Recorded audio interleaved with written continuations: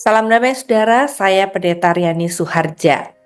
Saudara, sekarang saya melayani di LPPS Yogyakarta, Lembaga Pembinaan dan Pengkaderan Sinode khusus untuk GKI-SW Jateng dan GKJ, tetapi dimungkinkan sekali untuk diperluas ke gereja-gereja lain, GKI Jabar, Jatim, dan tempat yang berbeda lainnya. Saudara, dalam edisi Pernikahan Bahagia kali ini kita akan membahas satu topik, yaitu LDM. Apa itu LDM? Long Distance Marriage. Mungkinkah orang yang melakukan long distance marriage di mana satu pasang ada di sebuah kota dan pasangannya di kota lain tetap bisa memiliki pernikahan bahagia? Saudara, banyak pasangan melakukan LDM bukan karena pilihan yang mudah. Ada kalanya pilihan itu diambil karena ada banyak pertimbangan yang sudah dipikirkan secara matang, sehingga hasilnya adalah mau tidak mau kita bersama harus berpisah satu dengan yang lain. Nah, pertanyaannya, jikalau pasangan berpisah satu dengan yang lain dan tetap mengikatkan diri dalam ikatan pernikahan, apakah mereka bisa bahagia? Tentu saja, saudara. Ada beberapa tips yang dapat kita pegang untuk bisa membuat LDM atau long distance marriage, pernikahan jarak jauh, bisa terjadi dan dengan indahnya dinikmati. Yang pertama, saudara, yang terpenting adalah Tuhan yang menjaga pernikahan serta relasi pasangan LDM. Ada nih di dalam Alkitab, saudara, orang yang berpisah satu dengan yang lain. Betul, ini bukan antar suami istri, tapi juga bisa dikenakan dalam ikatan kekeluargaan. Seperti yang dialami oleh Laban.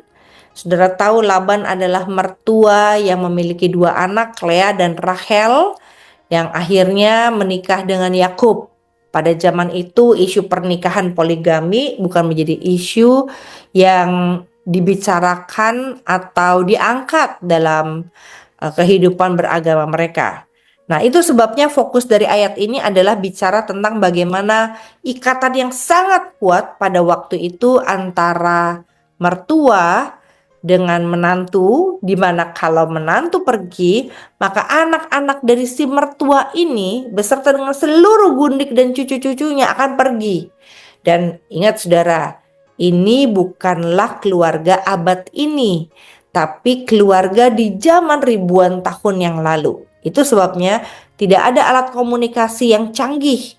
Maka mereka sangat khawatir perpisahan ini, tidak ada kirim surat, tidak bisa kembali lagi. Bagaimana caranya? Kejadian 31 ayat 49. Maka si mertua mengatakan pada penantunya, sebab katanya, Tuhan kiranya berjaga-jaga antara aku dan engkau apabila kita berjauhan. Saudara, bagaimana caranya supaya LDM ini bisa tetap hidup bersama dengan bahagia? Tuhan yang akan menjaga pernikahan atau keluarga saudara dan saya yang berjauhan satu dengan yang lain. Dan itu sebabnya kita perlu kuasa Tuhan bekerja dengan cara kita berdoa dan meminta kepada Tuhan.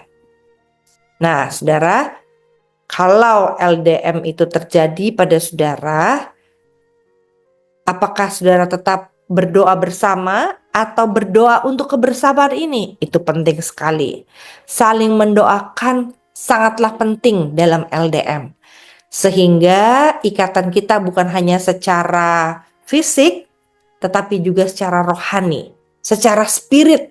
Kita berdoa bersama atau kita bersama-sama saling mendoakan. Yang kedua, bukan hanya saling mendoakan, tetapi juga berkomunikasi dari hati ke hati. Itu berarti bukan hanya membina ikatan rohani atau spiritual bersama, tetapi ikatan emosi bersama. Komunikasi secara emosi dapat dilakukan dengan menceritakan satu pengalaman atau beberapa pengalaman dalam hidup saudara kepada pasangan, lalu kita menceritakannya sambil memperkatakan isi perasaan kita. Misalnya seperti pengalaman yang saya rasakan baru-baru ini. Saya baru saja berpisah dengan pasangan saya karena jarak.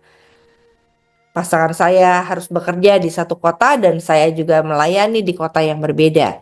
Maka yang kami lakukan dalam percakapan bukan hanya sekedar percakapan informatif, saudara. Misalnya hari ini saya sudah makan, kemarin saya beresin pakaian, atau besok lusa saya ada pelayanan. Bukan hanya sekedar informasi, tetapi kami bicara tentang emosi masing-masing.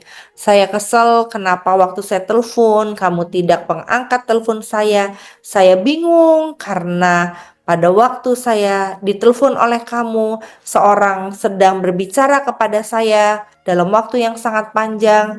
Saya senang karena hari ini sekalipun kamu gak ada, tapi saya melihat dukungan kamu dan sebagainya. Biasakan bicara tentang ikatan emosi ini dengan menggunakan formula saya ditambah perasaan saya ditambah alasannya. Saya ulangi, saya ditambah nama perasaannya ditambah alasannya. Saya senang saudara mau mendengarkan saya. Saya kesal ketika kamu menelpon saya tapi telepon saya tidak diangkat. Ikatan perasaan itu akan terus terjadi dan terjalin jikalau setiap hari komunikasi saudara adalah membicarakan perasaan. Walaupun kelihatannya itu tidak terlalu penting, tapi itu menyentuh hati. Dan yang terakhir saudara, lakukanlah bahasa cinta yang utama sesering mungkin.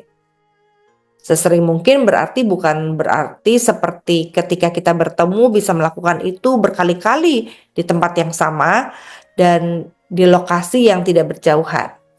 Tapi dalam hal ini LDM, orang-orang yang LDM perlu mencari waktu yang terencana untuk bisa menunjukkan cinta satu dengan lainnya. Misalnya, jikalau saudara suka quality time, adakanlah waktu untuk ngobrol bersama.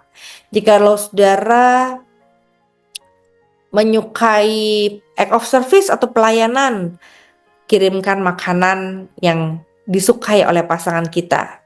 Atau belilah makanan yang disukai oleh pasangan kita sebagai tanda ingat kita kepada dia.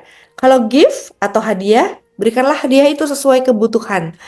Kalau itu adalah kata-kata yang membangun, berikan itu setiap pagi, malam, siang, atau saat pasangan kita mencurahkan emosi atau perasaannya kepada kita.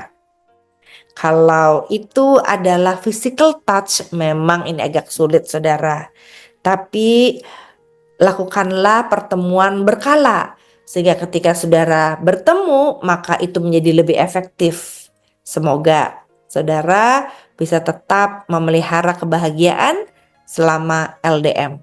Karena Tuhanlah yang berjaga-jaga antara saudara dan pasangan apabila berjauhan.